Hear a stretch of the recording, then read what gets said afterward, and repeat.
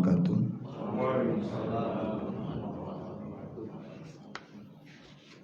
Alhamdulillahirabbil alamin. Alladzi arsala rasulahu bil huda wa dinil haqq liyudhhirahu 'ala dini kulli walau karihal musyrikun.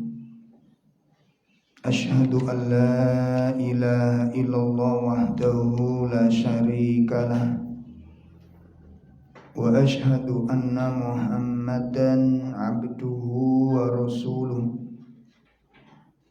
Ya ayyuhalladzina amanu taqullaha haqqa tuqatih wa la tamutunna illa wa antum muslimun. Ya ayyuhalladzina amanu taqullaha wa qulu qawlan sadida yuslih lakum a'malakum wa yaghfir lakum dunubakum wa man yuti'illaha wa rasulahu faqad faza fawzan 'azima. I'lamu anna asdaqal hadits kitabullah wa khairal hadyi hadyu Muhammadin sallallahu alaihi wasallam wa syarrul umur muhdatsatuha wa kullu muhdatsatin bid'ah wa kullu bid'atin dhalalah wa kullu dhalalatin finnar. Khatul iman, bapak-bapak, ibu-ibu, jamaah majelis taklim yang semoga dimuliakan Allah Subhanahu wa taala. Alhamdulillah di pagi ini kita bisa hadir di dalam kajian kita, menindaklanjuti pembahasan dari kitab Bahjatun Nadhirin yang merupakan syarah dari kitab Riyadhus Shalihin. Dan pagi ini kita akan melanjutkan pembahasan tentang adabud doa, adab-adab di dalam berdoa. Pada pertemuan yang lalu kita sudah pembahasan adab pertama dan yang kedua. Yang pertama adalah sebelum kita meminta sesuatu itu dianjurkan terlebih dahulu melakukan pujian-pujian kita kepada Allah sekaligus bersolawat kepada Nabi Sallallahu Alaihi Wasallam. Itu adab yang pertama. Kemudian adab yang kedua adalah husnudzon kepada Allah Azza wa Jalla. Ya, berbaik sangka kepada Allah. Yang kemudian dijelaskan oleh para ulama, yang dimaksud husnudzon di sini ini ada dua korelasinya. Jadi husnudzon kepada Allah, berbaik sangka kepada Allah itu konsekuensinya atau korelasinya ada dua. Pertama, yakin dengan kemampuan Allah, yakin terhadap Allah Azza wa Jalla. Lah yang dimaksud yakin terhadap Allah di sini tuh yakin akan kemampuan Allah, yakin tentang apa? Qadirnya Allah, tentang qadarnya Allah. Allah itu berkuasa atas segala sesuatu. Nah, ini yang kemudian nanti menjadikan doa seseorang itu menjadi kuat. Sebagaimana yang sudah sempat kami terangkan pada pertemuan sebelumnya, bahwa pada saat doa disandingkan dengan musibah ada berapa macam? Nah, kemarin Pada saat doa disandingkan dengan musibah ada berapa macam? Ada berapa keadaan? Cari kerpean nih. Ada di 3. Yang pertama, bisa jadi doa lebih kuat dari musibahnya. Doa lebih kuat dari musibahnya. Nah, ini yang akan mengantarkan doa itu ijabah. Ini yang akan mengantarkan doa itu ijabah apabila doanya lebih kuat dari musibahnya. Maksudnya bagaimana ini? Maksud lebih kuat itu bagaimana? Sangat yakin gitu loh. Sangat yakin. Jadi yang menjadikan doa orang itu menjadi kuat itu keyakinannya kepada kekuasaan Allah itu loh, Pak. Makanya tak kasih contoh sederhana ya. Seringkali orang kalau berdoa itu terjebak dengan kalimat doa. Saya ulangi, jangan terjebak dengan bentuk kalimat doa. Melihat susunan kalimatnya, itu bagus sekali doanya ini. Ya. Atau diambil dari Qur'annya. Kadang-kadang ambil, ini bagus sekali dari Qur'an ini. Gak mungkin gak dikabulkan. Ternyata begitu berdoa dengan doa tersebut tidak dikabulkan. Ternyata bukan doanya yang jadi masalah. Apanya? Keyakinannya bermasalah. Sakit dipahami ini. Nah, yang dimaksud keyakinan bermasalah di situ itu orang membandingkan antara Allah dengan masalah. Kan sudah saya katakan, ada orang punya utang 200 juta. Kerjanya rok-rok asem, gajinya enggak sesuai dengan kebutuhan. Jauh enggak sesuai. Ya. Nah, kalau lihat kondisi seperti ini ya, lihat kondisi seperti ini. Orang jualan ya sekedar jualan modal kecil dan penghasilan jelas tidak menentu. Jelas tidak menentu. Nah, kalau melihat persoalan seperti ini, Mbak lihat. Nanti kita akan dihadapkan oleh problem-problem seperti ini, Pak. Seperti hari ini. Sekarang ini banyak yang membunuh kita itu dan mewafatkan teman-teman kita. Ya tetap takdir Allah tetap ada, tapi yang namanya penyebab kan tidak boleh kita abaikan. Faham ini? Sebenarnya orang sesak nafas, nggak doyan makan, ya kemudian nggak bisa tidur, itu bisa jadi bukan karena virusnya, nama stres. Paham ini? Stres, depresi berat, Pak. Nah, ini kita kaji melalui beberapa kasus yang kita tangani. Dan alhamdulillah teman-teman yang sempat ketanganan ya, dengan izin Allah tentunya, Allah sembuhkan dengan mudah. Allah sembuhkan dengan mudah. Sesak itu 1/4 jam bisa selesai, Pak. Ya, ternyata sesak itu karena kepanikan. Jadi orang kalau panik, ya terkejut dan dicampur dengan rasa takut, cemas, nggak usah sakit tipes, nggak usah sakit virus. Jenengan begitu dapat berita yang mengejutkan itu, rasanya detak jantungnya gimana? Gak stabil, Pak. Itu tanpa virus gitu loh, tanpa virus. Lewang ibu-ibu dengar suaminya mau nikah aja nggak doyan makan, langsung drop, lemes. Apa kena virus?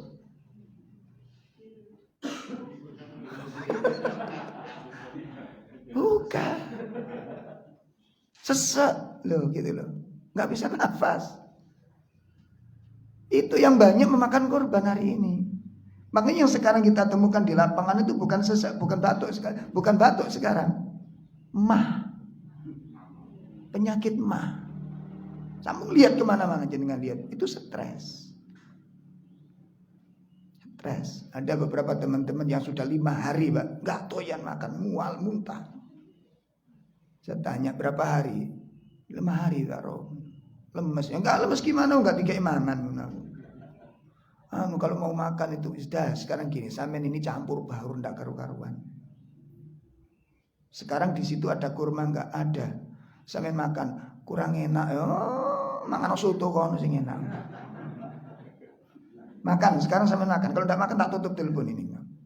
Iya ya Pak Rob, telepon, makan satu. Sudah masuk? Sudah. Sampai tambah satu lagi. Makan lagi satu lagi. Bisa tapi mual. Biarin, tidak apa-apa. Gak usah mikir mualnya, mikir kurmanya. Alhamdulillah masuk. Udah ditahan dulu. Nanti 10 menit lagi sampai makan lagi. Sing gablek wong loro kuwi. Ya. Nah kula mbek sampean kan apalagi kalau udah keserang begitu. Udah mulai sesek, meriang, kemudian penciuman.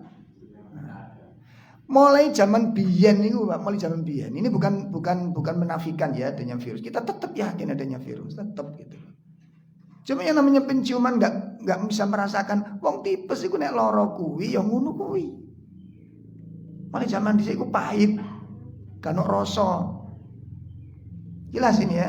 Cuma karena qadarullah hari ini berbarengan dengan virus ini semuanya digebyah. Oh ya termasuk sampean sing greges, wah virus iki lho ngono. Jadi baru kena greges iku wis virus. Jadi mindsetnya sudah salah sekarang ini. Mindsetnya wis salah.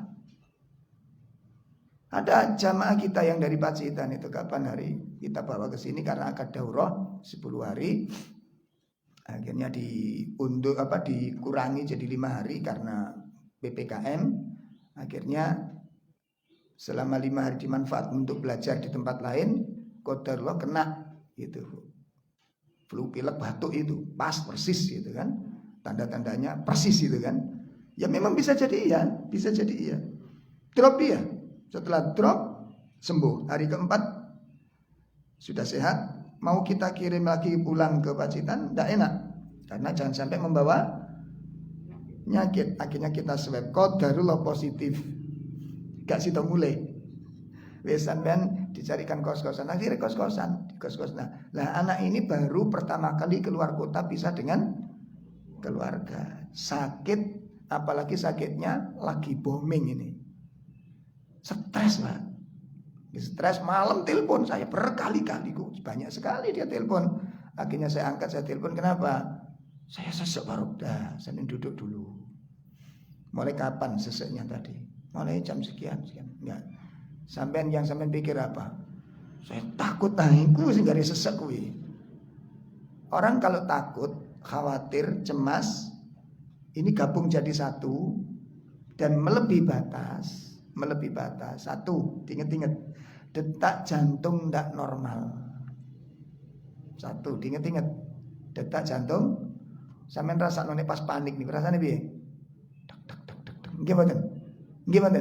Ketika detak jantung tidak normal, peredaran darah pun tidak normal.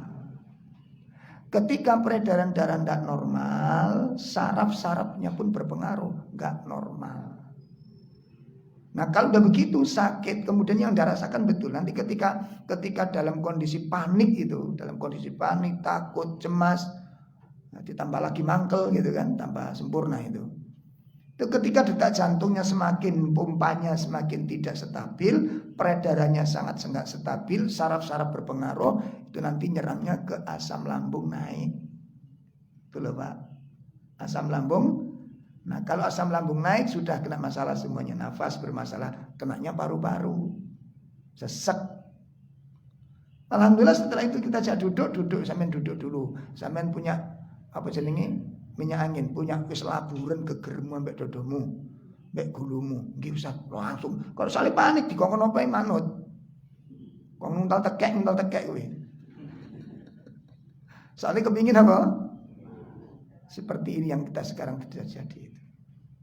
Oh ini minum bebar kabeh susu apa jenenge? Beruang. Nah, ternyata begitu cari ora ono, bingung toh? Ya kan? Bingung gitu kan? Wah minum ini vitamin C kabeh, memeti vitamin C. Padahal kecut iku akeh, kelekmu ku ya kecut. Nah, gregeten saya ini terserah. Jenengan kenapa kok hilang kecerdasan? Apa itu tok yang namanya vitamin C itu? Cerdasnya sampai hilang ya. Wah, akhirnya cari vitamin sulit, gak ketemu tak? Bingung vitamin semua. panik orang. Ini bermasalah di sini. Long blimbing wuluh yo akeh, cermi yo akeh, pencit yo akeh, tomat yo akeh. Lah men tuku tomat 3.000 lah wis oleh sak keranjang kok sampean. Kena gaya adus. Tomatnya ya larang bisa.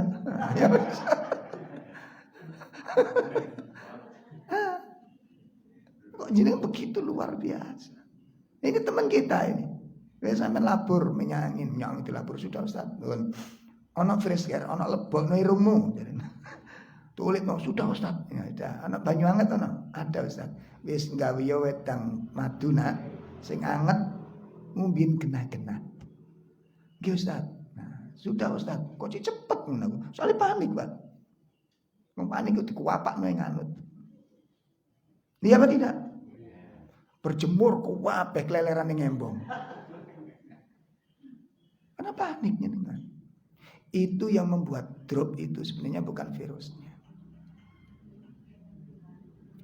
Jelas ini? Sebentar lagi ada varian baru, tunggu aja mainnya nanti. Tunggu aja nanti. Nanti di negara mana kena, gini langsung kena nanti. Gak usah heran. Kemarin Cina pertama kan. Setelah Cina, begitu langsung kena sini. Cina hilang kabarnya. Sampai tahu dengar Cina? Nggak dengar sudah. Disibukkan dengan sini. Setelah ini mulai reda, India kena. Langsung gini kena juga. Masya Allah. Panik lagi kita. Sebentar lagi negara mana lagi kena nanti. Dan kabar India kemarin kayak apa? Kak kau kerungu sampean Yohan. Dan kita nggak pernah belajar itu masalah. Kita nggak pernah belajar dari kasus itu. Saya cek beberapa teman-teman yang itu panik-panik, apalagi ada teman yang memang gampang panik, gampang emosi, ini cepat mati, ini kena lorong ini. Lah sampean ditanya ini nggak percaya sampean. Saya ngamuk-ngamukan di bawah saat teman-teman. Kenapa? Karena sesat. Sulit mengendalikan diri. Apalagi kalau sudah menjadi punya kedudukan tuh gampang panik, harus dituruti, harus capek, harus terpenuhi. Ini yang jadi masalah sebenarnya. Bukan pada virus. Tetap protokol tetap dijaga, tapi kepanikan itu separuh daripada pengobatan. Ini harus dicamkan baik-baik. Ini sangat penting saya sampaikan karena banyak orang mengobati ya bukan tepat pada penyakit yang bersangkutan. Akhirnya nggak pas. Aku wis membiki, coba sampean wis wakile ono sing panik, kadang panik niku Mbak, banyu anget, wis kelempoken. Jawabe ngono kuwi. Sampean minum banyu anget, wis kelempoken iki tanda-tanda panik sudah. Nggak usah sulit-sulit. Ini bicara cepat mati wong ini.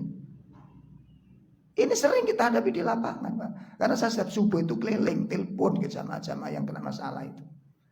Yang kena, yang alhamdulillah ketangkep kita, yang kita tangani, alhamdulillah bisa dikatakan 90% berhasil. Ya, yang nggak doyan makan akhirnya makan. Metodenya dicara, kemudian mindsetnya dirubah. Yang panik menjadi sesuatu harapan. Harapan harus lebih tinggi daripada kekhawatiran. Sangat dipahami ya? Nah, banyak kasus-kasus seperti ini. Nah oleh karena itu jamaah sekalian, jadi ketika dalam doa jangan melihat masalah. Ketika berdoa jangan melihat. Jadi konsekuensi daripada husnudzon kepada Allah Ta'ala itu, ya, husnudzon kepada Allah Ta'ala itu apa? Apa tadi? Satu, meyakini tentang qadarnya Allah Subhanahu wa Ta'ala. Yang kedua, tentang terkabulnya doa. Itu husnudzonnya kepada Allah. Husnudzonnya kepada Allah. Jadi harus dibangun keyakinan yang benar terhadap Allah. Jadi pastikan Anda itu tahu kepada siapa Anda itu minta tolong.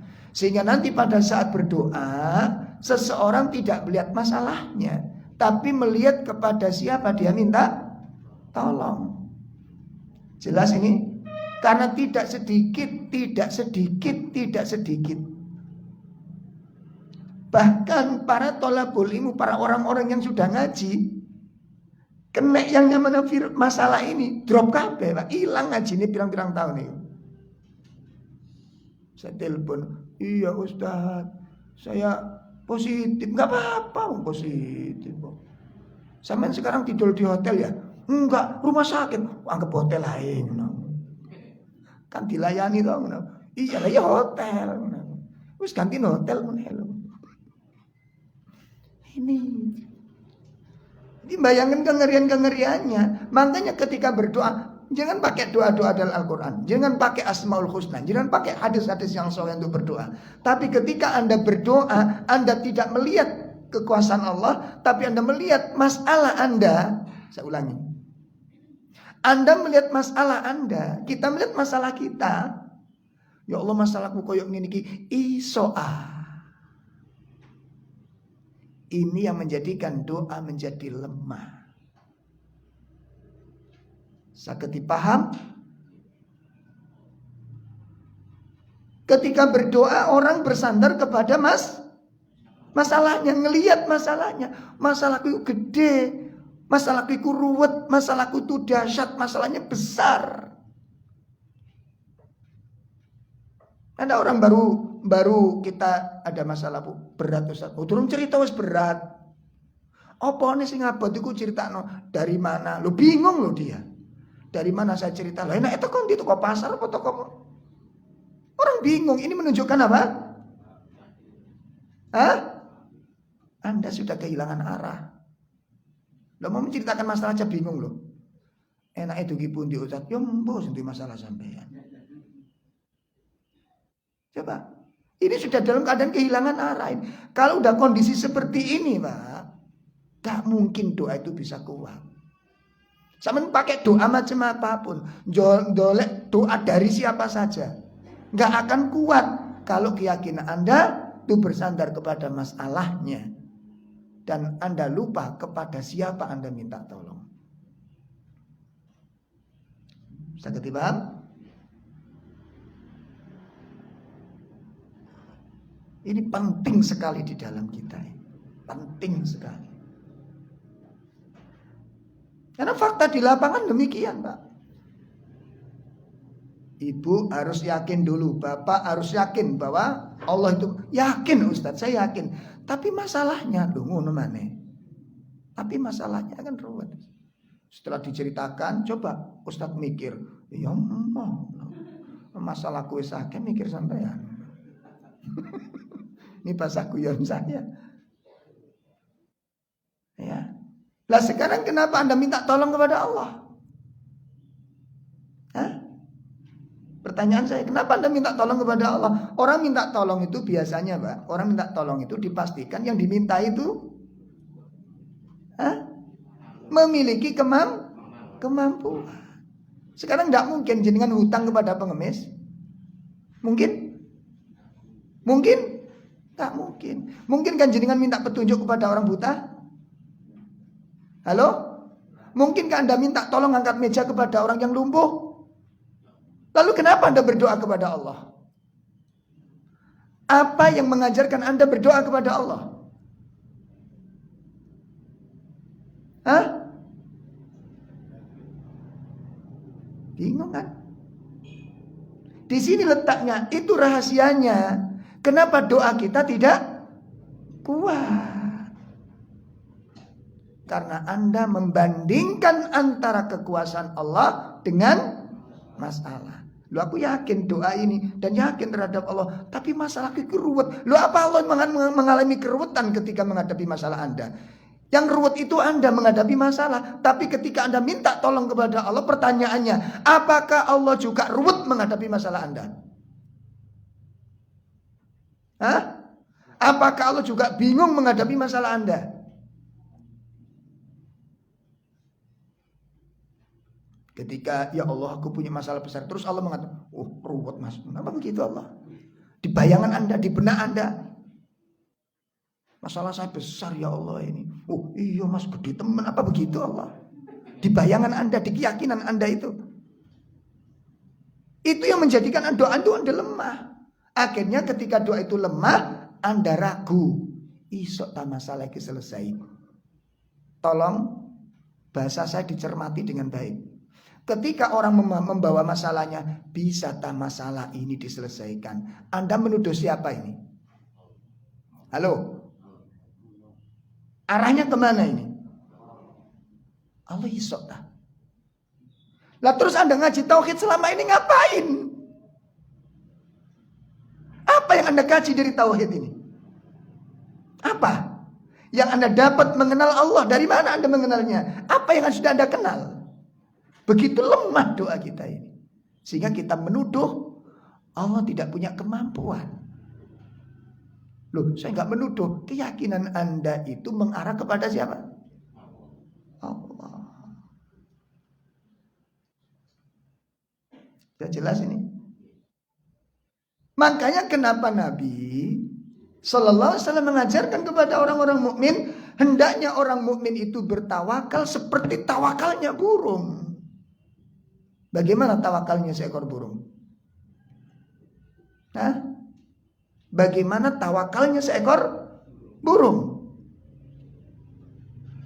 Burung itu punya kemampuan apa, Pak? Coro fasilitas yang diberikan Allah kepada kita dengan burung banyak mana? Hah? Punya manusia. Akal, punya tangan, jenengan ini serbaguna, Pak. Serbaguna, Pak. Dan kalau digerakkan menghasilkan istilah-istilah yang aneh-aneh.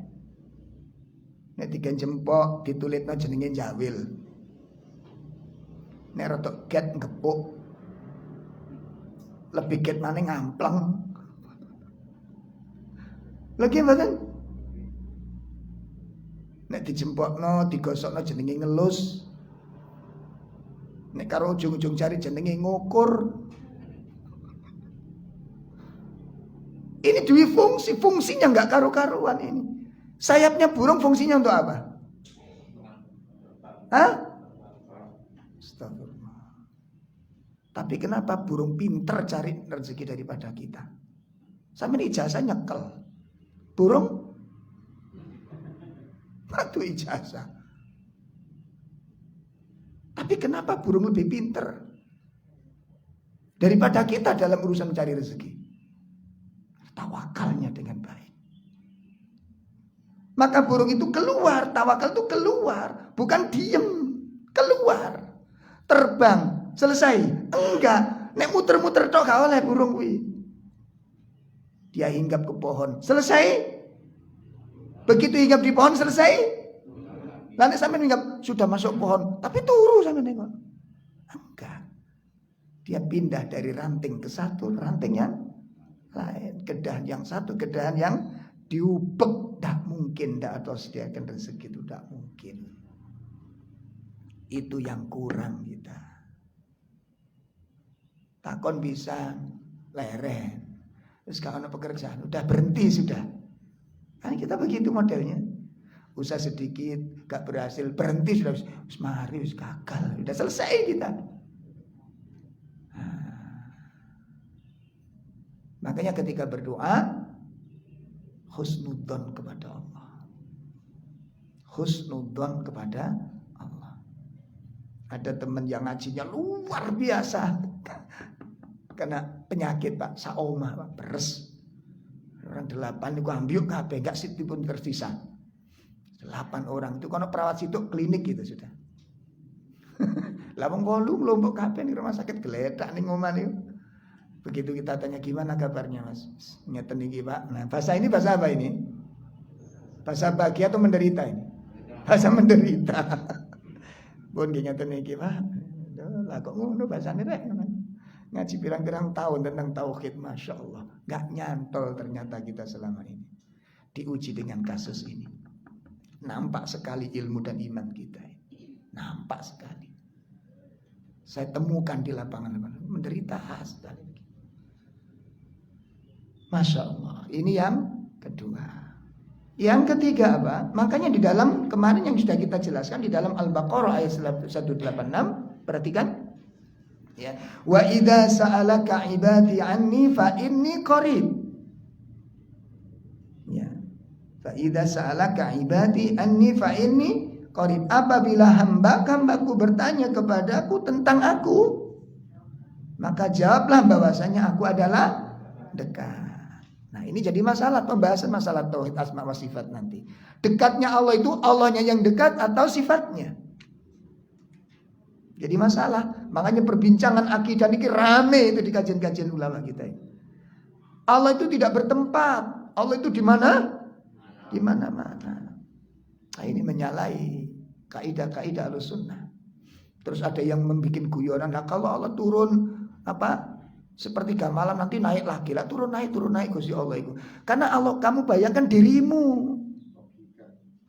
Kamu bayangkan apa? Jadi Allah, kamu samakan Allah itu dengan siapa?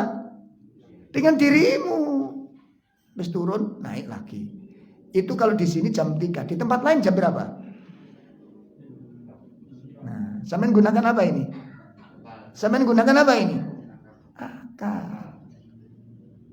Sifatmu yang kamu samakan dengan sifat enggak benar. Kalau Anda demikian konsekuensinya, Anda nanti mengingkari banyak hal. Bagaimana dengan malam Lailatul Qadar? Bagaimana dengan nuzulul Quran? Anda ingkari semua ini nanti.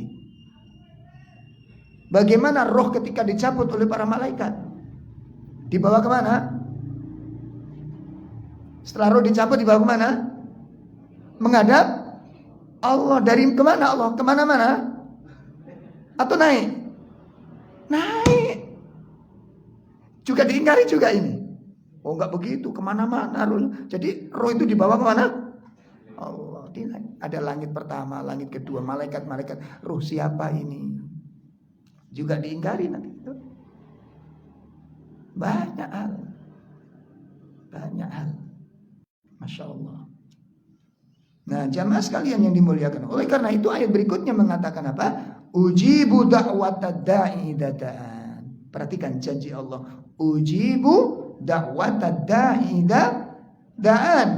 Aku mengabulkan permohonan orang yang berdoa kepadaku. Aku kabulkan doa orang yang meminta kepadaku. Dan permintaan manusia itu ketika manusia berkumpul menjadi satu. Nanti dilihat di dalam hadis-hadis sahih. Ya. Kalau manusia berkumpul menjadi satu. Jin berkumpul menjadi satu di suatu tempat kata Allah. Lalu mereka minta masing-masing dengan permintaannya. Dan Allah beri semuanya sesuai dengan apa? Yang mereka minta. Itu yang namanya kekayaan Allah. Yang diberikan kepada semua manusia. Dengan kebutuhan-kebutuhannya tadi itu. Seperti jarum yang dimasukkan ke dalam air laut. Kemudian diangkat. Anda lihat air yang ada di jarum itu kayak apa? Itu kekayaan Allah yang Allah limpahkan kepada semua manusia. Yang tersisa untuk lihat. Jadi seperti jarum yang ditaruh di air laut kemudian diangkat. Tentu di jarum ini ada airnya apa enggak? Itu kekayaan Allah yang diberikan kepada semua manusia tadi. Dengan sesuai dengan permintaan-permintaannya. Seperti itu kekuasaan kekayaan Allah. Sedangkan yang tersisa untuk melihat seutuh lautan itu. Itu dibandingkan seperti ini. Jadi kalau seandainya semua manusia kumpul jadi satu di satu lembah. Lalu minta ya Allah berilah aku ini. Si fulan sekian miliar orang minta kepada Allah dan diberi oleh Allah. Itu seperti seseorang mencelupkan jarum ke air laut yang kemudian diangkat. Air laut yang menempel di dalam jarum itulah seperti kekayaan yang Allah berikan kepada semua manusia. Dan Anda lihat mana yang tersisa. Itu kekayaan Allah. Gitu loh.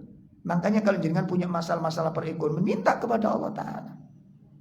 Minta kepada Allah Ta'ala. Dan yang serius. Ngerti loh. Yang serius. Dan ndak usah nek jare wong Jawa niku anyi-anyi. Ngerti anyi-anyi? Dan kita kadang-kadang, Mbak, kadang-kadang sing nyumpeti rezeki niku kula mbek sampean dhewe. Sing nyumpeti rezeki kula mbek sampean kula dhewe. Delok utang sak meneh gedene terus ana pekerjaan. Pekerjaannya gajine napa? Murah. Begitu sharing ambek temannya, awakmu sik mending aku iki utangku sak pirang-pirang, aku utang 150 juta jebak utang koyo ngene iki. Sementara gajiku sak ngene. Tapi kan kerja, iya tapi gajiku piro gajine? Ya lambe sing ngene iki sing nutupi rezeki, Pak. Piro gajine? Ada kata syukur di sini? Ada kata syukur di sini? Sementara janji Allah bagaimana? Lain. Terus bagaimana? Lain syakartum, kemudian ditambahnya orang rezekinya karena mengatakan piro gajiku. Iki syukur apa enggak? Itu sing nutupi rezekimu. Itu sing nutupi rezekimu. Gak ada syukurnya kamu. Makanya janji Allah la in syakartum la azidannakum. Gak ngerti kita insyaallah. Makanya bandingkan dengan masalah dengan Allah, gak sebanding. Allah itu qadir, berkuasa atas segala. Makanya ketika Anda mengatakan innallaha ala kulli syai'in qadir, sesungguhnya Allah itu berkuasa atas segala. Nah, sekian tahun ayat ini kita kaji, kita baca, kita kaji, kita baca, kita kaji, kita baca. Begitu kita kena masalah, yang dibaca, yang dikaji hilang semua ini. Berarti gak nyantol kita bertahun-tahun ngaji tentang Allah ya. Hilang semuanya, lemas. Coba antum ikhtiar, wis mboten kurang-kurang Ustaz, wis lemes bisa nih. Wis mboten kurang-kurang Ustaz. Nah, jangan pernah mengeluh dengan masalah. Jalani berat ya karena masalah. Tapi yakin dengan janji di satu titik di dalam perjalanan pasti akan Allah tolong. Bagaimana cara menolongnya? Haitsu yasa.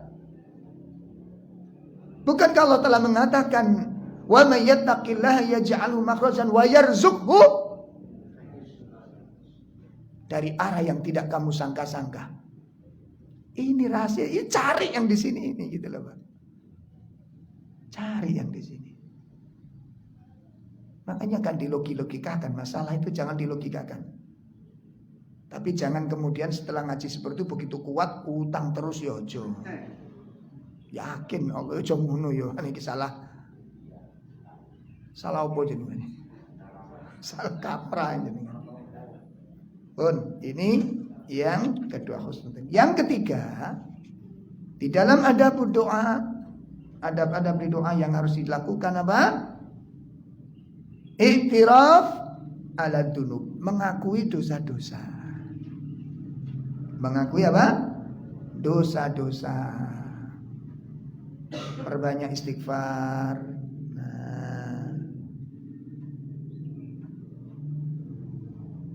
Hal ini berdasarkan sebuah hadis dari Ali bin Abi Thalib. Ia berkata, qala Rasulullah sallallahu alaihi wasallam, innallaha la ya'jabu minal 'abd idza qala la ilaha illa anta inni qad dhalamtu nafsi faghfirli dunubi innahu la yaghfiru dunuba illa anta. Rasulullah sallallahu alaihi wasallam bersabda dalam sebuah hadis yang diriwayatkan oleh Imam Al-Hakim, sesungguhnya Allah itu kagum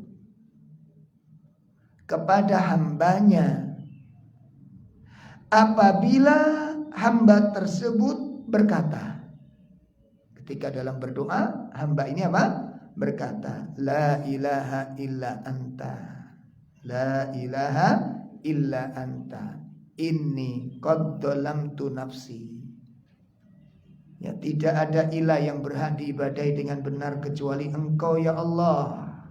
Sesungguhnya aku benar-benar mendolimi diriku sendiri. Pengakuan ini disebut iktiraf, pengakuan dengan jujur. Inni qad dhalamtu nafsi. Sesungguhnya aku benar-benar apa? Mendolimi. Nah, begitu mengucapkan kalimat dhalamtu nafsi, ingat dosa-dosa kita. Ini yang gak gampang. Ingat dosa-dosa kita. Saya telah melakukan kemaksiatan seperti iktirafnya Nabi Adam alaihissalatu wassalam. Beliau mengatakan, Rabbana dhalamna anfusana. Wahai Rabb kami berdua telah berbuat dolim kepada diri kami sendiri. Nampak jelas kedolimannya itu.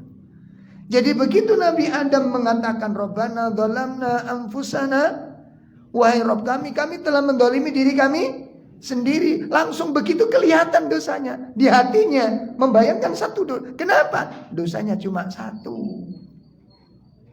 Begitu kita mengatakan Rabbana dzalamna anfusana, wahai Rabb kami telah mendolimi diri kami sendiri. Tidak kelihatan dosanya karena kakean. Kayak ngitung dosa-dosa kita ini, ya Allah. Tuh konsepnya. Kemudian setelah itu apa? Faghfirli dunubi. Setelah itu ucapkan faghfirli dunubi, maka ampunilah dosa-dosaku. Innahu la yaghfiru dunuba illa anta. Sesungguhnya tidak ada yang mampu, yang bisa mengampuni dosa kecuali Engkau. Nah, ini salah satu kalimat yang harus dibaca ketika berdoa. La ilaha illa anta inni qad dzalamtu nafsi faghfirli dunubi fa innahu la yaghfiru dunuba illa anta. Pelan-pelan bacanya, penuh dengan penyesalan. Kalau demikian kata Allah, qala berfirman Allah Subhanahu wa taala, abdi arafa, hambaku telah mengetahui, kata Allah.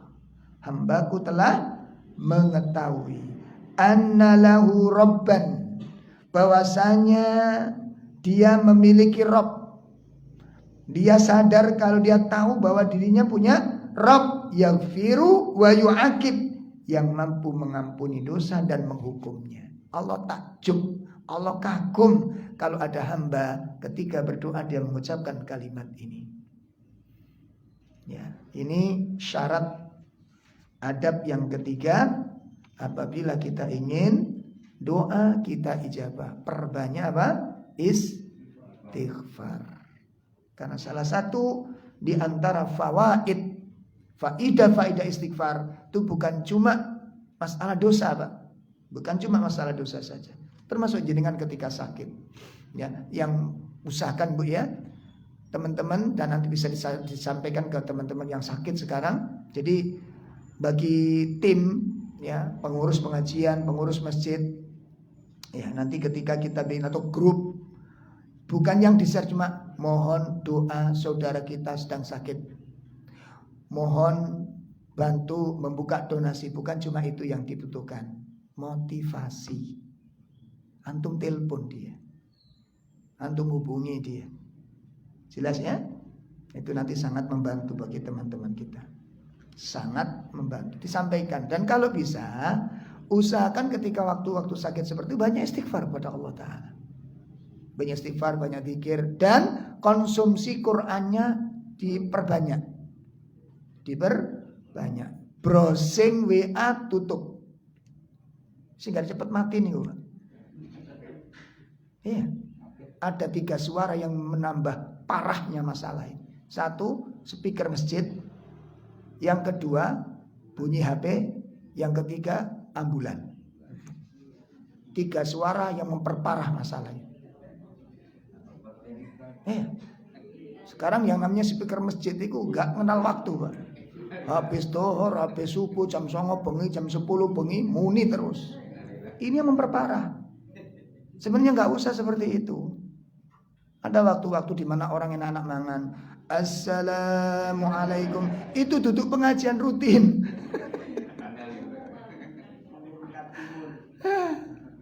Nek biyen Assalamualaikum di masjid itu mesti pengajian. Tapi mboten saiki ana lanjutane mari Assalamualaikum mesti ganjengane napa? Sopo mang. Di HP ini jenengan buka, rutin buka, stres jenengan. Mohon doa saudara kita isoman. Mohon doa saudara kita, jamaah kita yang sudah baik dengan kita dilarikan ke rumah. Mohon doa si fulan kritis, tak stres Anda. Ditambah lagi innalillahi, kena mana innalillahi. Allah. Stres. Allah. Sudah. Makanya teman-teman yang sakit-sakit jenengan hobi browsing. Ya itu segala stres sampean. Sudah browsingnya ditutup total, tutup bres, kecuali yang dibutuhkan saja. Kecuali yang jenenge wong panik, Pak. Menangani sesek buka kabeh. Macem-macem. Orang tidak melihat sebab, melihat sesek. Kan sudah saya bilang, dokter spesialis dengan dokter umum, dengan perawat, dengan mantri itu beda cara penanganan. Apa maneh sampean? Lho ngono.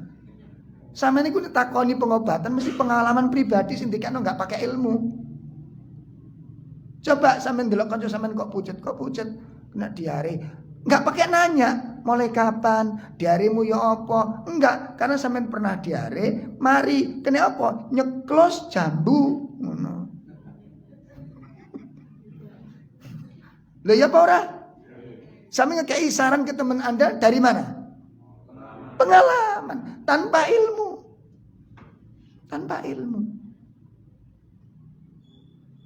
Ya. Ndase dipijeti apa sampean kok merem-merem ngelu Mbak. Ya harus ono iki lho ngono sampean. Aku ben ngelu tak gak iki. Ngelu iku maceme akeh. Darah rendah ngelu, darah tinggi ngelu, kurang tidur ngelu, ra duwe duit ngelu gitu lho. Lah iso mentakoni sing ngelune ki teko apa ngono lho. Paham? Lah nek gak ngelune ku gara-gara gak nyekel duit belas, mbok kei botrek sak truk tambah ngelu. Lah kone kenapa sampean kok ngelu kenapa? Mulai kapan? Ngelunya di mana? Kok wabe mabok gimana? Lah kenapa? Gak nyekel duit belas. Ah, gitu.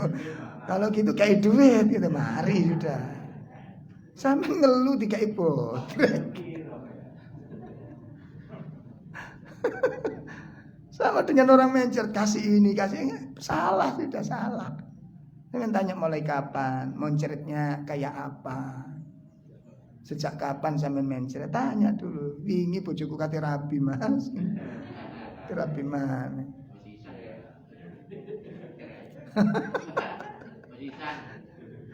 Tambah mencret.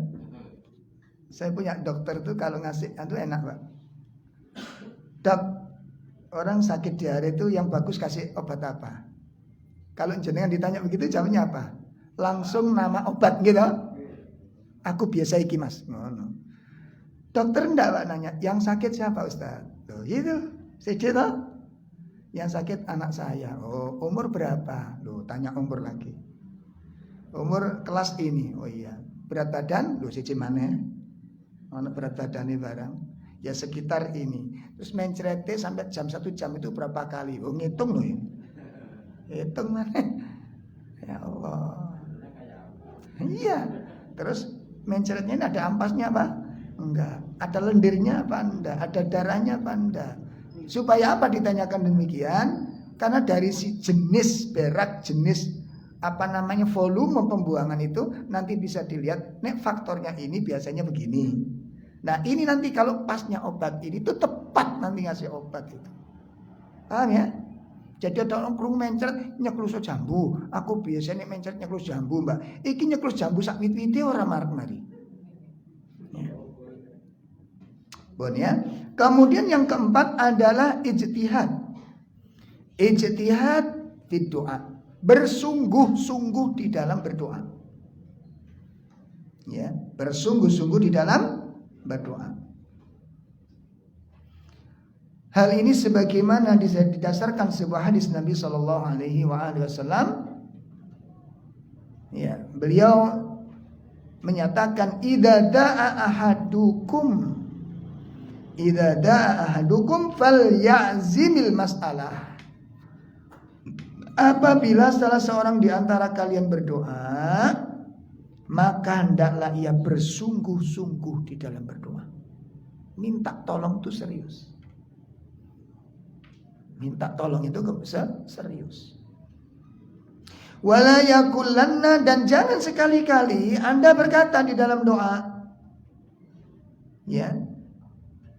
Janganlah ia berkata ketika berdoa, Allahumma in syi'ti, ya Allah, jika engkau berkehendak.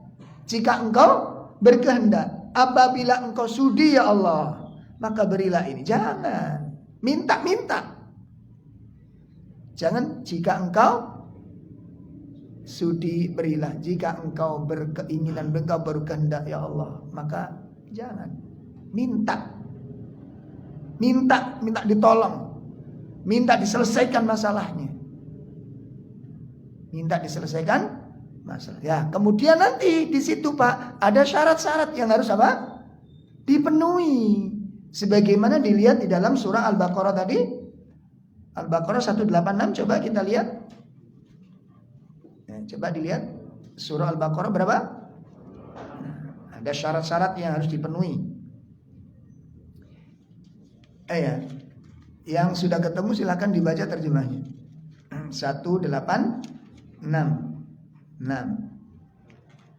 ya, monggo yang sudah ketemu. Dan apabila hamba-hambaku bertanya kepadamu Muhammad tentang aku, maka sesungguhnya aku dekat. Aku kabulkan permohonan orang yang berdoa apabila dia berdoa kepadaku. Iya, kemudian hendaklah mereka itu memenuhi perintahmu dan beriman kepadamu. Nah, ini syaratnya. Aku penuhi permintaannya, aku kabulkan doanya, falyastajibuli wal yu'minu bi. Hendaklah dia penuhi apa yang aku perintahkan kepada mereka. Dan hendaklah mereka beriman kepadaku. Ada berapa syarat di ayat ini? Ada pinten syaratnya? Wonten kalih. Siji syaratnya apa? Memenuhi apa yang diperintahkan Allah. Memenuhi apa yang diperintahkan. Banyak sekali di zaman sekarang berdoa minta dikabulkan, ya, minta segera dikabulkan, tapi selama ini dia abaikan perintah-perintah Allah Subhanahu wa taala. Dia abaikan larangan-larangan Allah Subhanahu wa taala. Nah, makanya di dalam berdoa dituntut di antara adab doa adalah bersungguh-sungguh di dalam berdoa. Serius. Jadi jangan insyid, minta. Dan yang menjadikan kekuatan itu Pak, pentingnya Mas Ali, contoh hutang. Ini contoh hutang. Hutang ini berat bagi kaum muslimin. Satu di antara beratnya hutang itu menjadi beban hidup yang luar biasa. Gak bisa tenang Pak.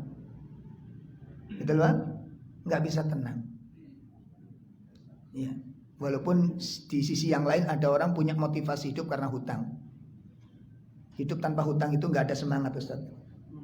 Karena dengan hutang itulah hidup menjadi semangat. Mbok mana nek prinsip ngono. Ya, ada kalanya demikian. Tapi bagi kita subhanallah, hutang itu beban. Hutang itu beban. Dan lebih lagi itu ini siksaan bagi kita, siksaan batin kita. Ya, enggak bisa makan enak, tenang tuh enggak bisa, Pak. Kalau udah keblebet yang namanya. Yang kedua, beban kita di akhirat. Beban kita di akhirat. Kebaikan-kebaikan apapun itu bisa menjadi bukan hilang. Terhalang untuk bisa masukkan orang ke dalam surga karena hutang. Lah makanya di dalam doa ini minta tolong kepada Allah. Minta tolong. Kalau kita hutang ini syar'i, hutangnya syar'i dalam rangka kebaikan-kebaikan atau terjebak masalah karena ujian, ya, maka jangan pernah berhenti dari doa. Dan yakin Allah akan mengabulkan, menolong ketika doa kita benar dan jalan yang kita tempuh pun benar. Sakit dipahami Pak? Dan jangan sekali lagi jangan melihat masalahnya. Jangan lihat utangnya, tapi isok dengan usaha yang aku lakukan demikian, penghasilan yang aku dapatkan sekian, sementara untuk buat makan saja ngepres, enggak sempat untuk nabung, untuk nyicil hutang. Kita ingat ayat itu, wa yarzuqhu min haitsu la yahtasib. Ingat ayat itu. Jelas ya? Baik. Kemudian yang kelima, ya sudah ya. Nah, ya waktunya sudah habis ini. Baik, jamaah sekalian, ini sampai pada poin yang keberapa tadi? Yang keempat. Insyaallah nanti akan kita lanjutkan adab-adab berikutnya. Dan sengaja saya tidak membahas serentak. Tidak bahas 1, 2, 3, 4, 5. Ini selalu bahas serentak, selesai Pak. Masalahnya paham nggak? Paham nggak? Ya, itu masalahnya. Makanya saya ingin bahas secara terperinci, namun kita paham. Seperti yakin. Tadi kan banyak yakin kepada yakin sih yakin kan gitu. Tapi ternyata nggak yakin. Ada masalah di sini. Ini menjadi penghalang-penghalang doa baik. Ada pertanyaan-pertanyaan yang mau disampaikan, silahkan kalau ada. Oh ya.